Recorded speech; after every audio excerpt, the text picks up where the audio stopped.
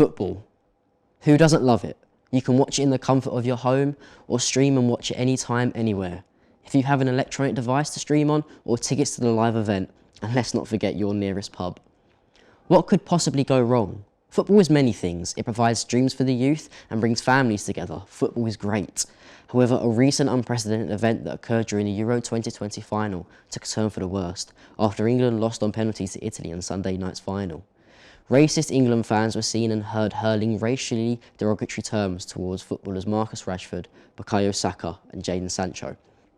When these three players failed to score their penalties in the final, a 37-year-old man has been arrested on suspicion of an offence under the Malicious Communication Act. And here's what Greater Manchester Police had to say on the situation. The man from Ashton-under-Mersey in Trafford voluntarily attended Cheadle Heath Police Station. Police said a post was made on social media on Sunday after England lost on penalties to Italy in the final at Wembley. Deputy Inspector Matt Gregory said, "We are firm in our commitment. Any racial abuse, whether online or off it, is not acceptable." The actions of a small number of people overshadowed what was a hugely unifying event for our country. England manager Gareth Southgate said the racist abuse aimed at Rashford, Sancho and Saka was unforgivable. Prime Minister Boris Johnson earlier promised to ban people guilty of sending racist abuse to footballers from attending matches.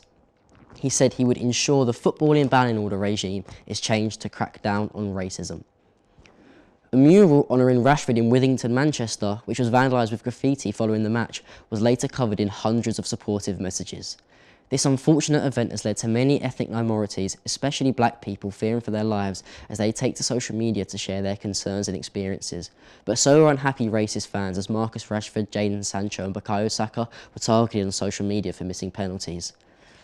New case studies show that more than 150 football-related incidents were reported to the police last season. Home figures show a rise of more than 50% on the year before and more than double the number of 3 seasons ago.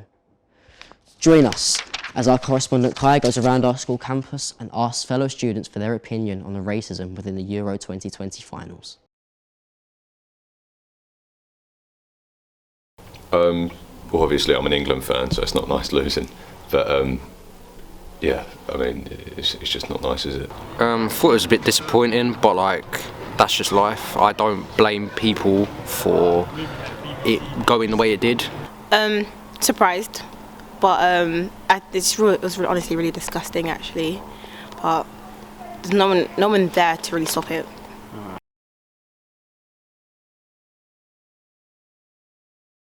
Yeah, I am. I watched it and I saw the abuse on Twitter and it's not nice at all.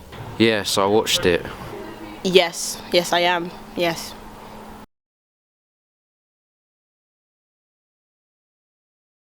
Not nice at all. I can't imagine how they feel because obviously I've never gone through what they must have gone through that night. It was actually pretty crazy. I would say I'm not surprised, but I am. Really shocked because I found it a bit unnecessary.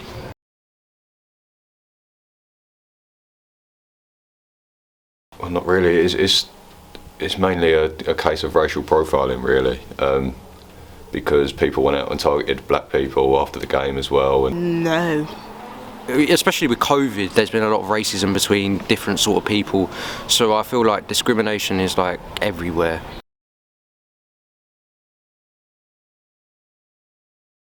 I don't know actually. I don't think there's anything you can really do about it because people are still going to be people and just going to do what they're going to do.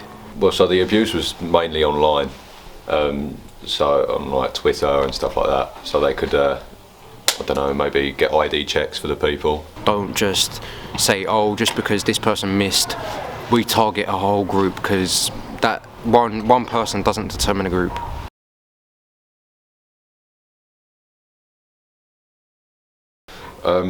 Well, it should be stopped. It shouldn't be happening. Yeah, that's all I can say. It should be stopped. I think racism within not just the football industry but every sort of industry is to be expected because of how society is in general. You're going to have black players that are going to be better than white players, but you can't really hate on them for being better than another team.